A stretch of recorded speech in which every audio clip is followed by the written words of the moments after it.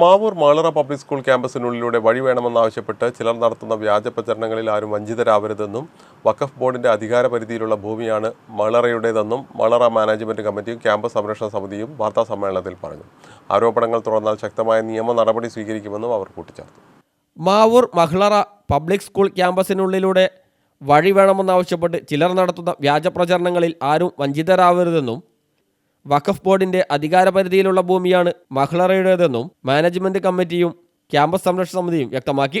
മാളറയ്ക്കെതിരെ മാധ്യമപ്രവർത്തകൻ എന്ന പേരിൽ ഒരു വ്യക്തി സോഷ്യൽ മീഡിയയിലും മറ്റും പ്രചരിപ്പിക്കുന്ന വാർത്തകൾ വ്യാജമാണെന്നും ഇത്തരം ആരോപണങ്ങൾ തുടർന്നാൽ ശക്തമായ നിയമ നടപടി സ്വീകരിക്കുമെന്നും ഇവർ കൂട്ടിച്ചേർത്തു.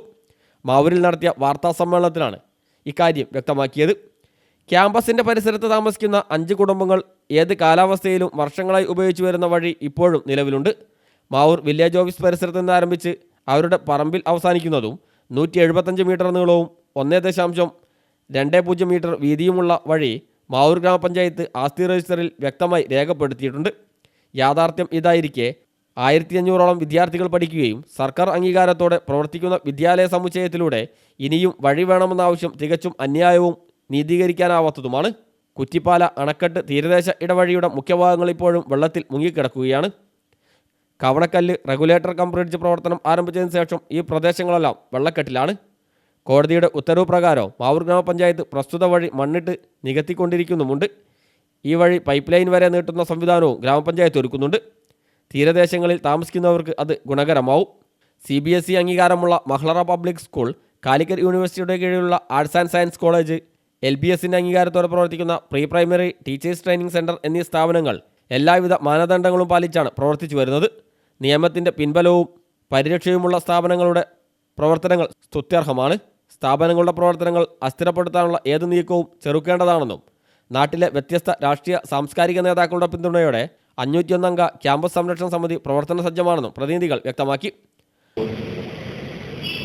പ്രധാനമായിട്ടും മാതരെക്കുറിച്ചുള്ള ഒരു ആരോപണം വന്നു കഴിഞ്ഞാൽ അത് തൊട്ടടുത്ത് താമസിക്കുന്ന 5 വീടുകാരുടെ വഴി പൊട്ടിയെടുക്കുന്നതാണ്. അവരുടെ ബാനർ വെച്ചു. എന്നാൽ യഥാർത്ഥത്തിൽ അങ്ങനെ യാതൊന്നും സംഭവിച്ചിട്ടില്ല. 2000-ലാണ് ആ ഭൂമി മാതര വന്നത്. 2002, 23 വർഷമായി. അതിനുശേഷം കോമ്പൗണ്ട് കെട്ടി ഗേറ്റ് വെച്ചു. ഒരു പ്രശ്നവുമില്ല, ഇതുവരെ ഒരു പ്രശ്നവുമില്ല. ഈ പറയപ്പെടുന്ന വീട്ടുകാർക്ക് വളരെ വ്യക്തമായ രീതിയിൽ അവരുടെ വീട്ടിലേക്ക് പോകുന്നതിനൊരു വഴി ഉണ്ട്. ആ വഴിയുള്ളത് എല്ലാവർക്കും കാണാവുന്നതാണ്. ആർക്കും നോക്കിയാൽ നമ്മുടെ നാട്ടുകാരാണല്ലോ, എല്ലാവർക്കും നോക്കിയാൽ മനസ്സിലാവുന്ന വഴിയാണ്. ആ വഴിയിൽ നീളം പഞ്ചായത്തിന്റെ ആസ്തിരേഷനിൽ പറയുന്നത് 175 മീറ്റർ നീളവും 1 മീറ്റർ 20 സെന്റിമീറ്റർ വീതിയുമുള്ള വഴി വില്ലേജ് ഓഫീസിന്റെ പരിസരത്ത് നിന്ന് ആരംഭിച്ച് അവരുടെ പറമ്പിൽ അവസാനിക്കുന്നതാണ്. അത് പഞ്ചായത്തിന്റെ ആസ്തിരേഷനിൽ എവിടെ നിന്നാണ് ആരംഭിക്കുന്നത് എവിടെ അവസാനിക്കുന്നത് എഴുതിപ്പെട്ടിട്ടുണ്ട്. അങ്ങനത്തെ ഒരു വഴി ഉണ്ടായിക്കൊണ്ടിരിക്കുകയാണ്. വീണ്ടും 1500-ലധികം കുട്ടികൾ പഠിക്കുന്ന ഒരു ക്യാമ്പസിനുള്ളിൽ തന്നെ വഴി വേണമെന്നുള്ളത് പറയുമ്പോൾ അത് ഒരിക്കലും നീകരിക്കാൻ പറ്റാത്തതെന്നുള്ളത് ആർക്കും മനസ്സിലാവുന്നില്ല. ആർക്കും മനസ്സിലാവുന്ന കാര്യം ആയതുകൊണ്ടാണ് ഇത് വീണ്ടും കാര്യം നിങ്ങളോട് പറയാൻ വേണ്ടിയിട്ടാണ്. ഇങ്ങനെ 3 സ്ഥാപനങ്ങൾ, CBSE അങ്ങനെയുള്ള school, arts and science college four women, പെൺകുട്ടികൾ മാത്രം പഠിക്കുന്ന സ്ഥാപനമാണ്. അതേപോലെ പെൺകുട്ടികൾക്കുള്ള PPTC ട്രെയിനിങ് സെന്റർ, LBSന്റെ അംഗീകാരത്തിൽ ഉൾപ്പെടെ 3 സ്ഥാപനങ്ങൾ പ്രവർത്തിക്കുന്നു. ആ സ്ഥാപനം പ്രവർത്തിക്കുന്നതിന്റെ ഉള്ളിലൂടെ വഴി വേണമെന്നാണ് ആവശ്യപ്പെടുന്നത്. അത് ഒരിക്കലും സ്വീകരിക്കാൻ പറ്റാത്തതാണ്.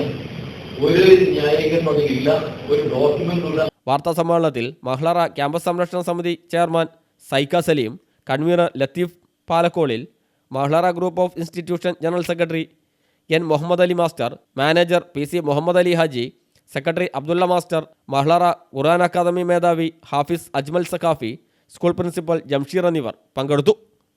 News bureau, Mavoor.